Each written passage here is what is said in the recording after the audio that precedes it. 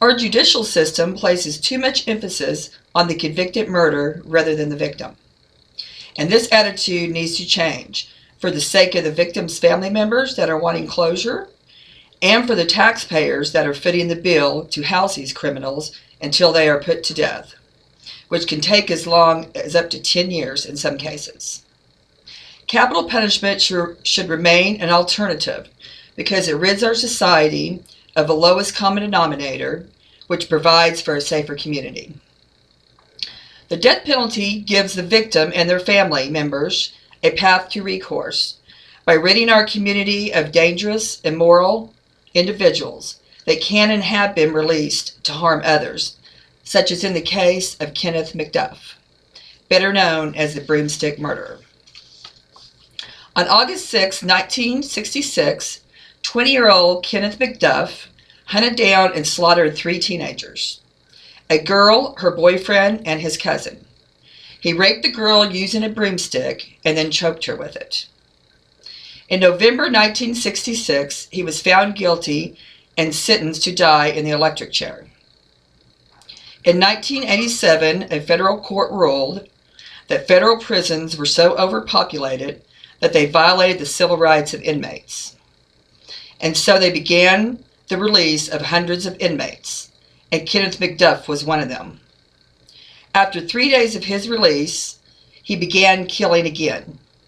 He murdered 31-year-old Sarafia Parker, whose body was found on October 14, 1989. Later, McDuff was picked up on an unrelated parole violation. After many pleas and bribes from his mother, Addie McDuff, he was once again released on December 18, 1990, which led to the death of 6+ women. Until, while living under an assumed name, a co-worker watched a television program entitled America's Most Wanted, noticed his photo and contacted the Kansas City police. On May 4, 1992, Kenneth McDuff was once again arrested and was finally executed on November 17, 1998. For more information about this case, you can go to www.executedtoday.com. On the individual level, this is a prime example where victims' rights have been ignored. Denying them due closure and justice was in no way served. Script calls for an eye for good reason.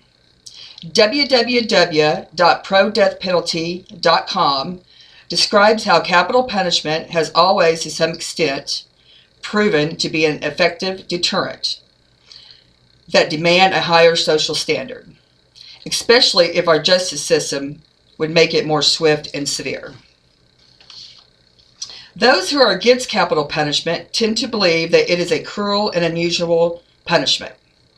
www.bbc says, regardless of the moral status of capital punishment, some argue that all ways of executing people cause so much suffering to the condemned person that they amount to torture and are wrong. But in my opinion, ways in which executions are carried out don't hold a candle to the inhumane and torturous lynchings of our country's past. There are those who will argue that our judicial system has many flaws, one being prejudice.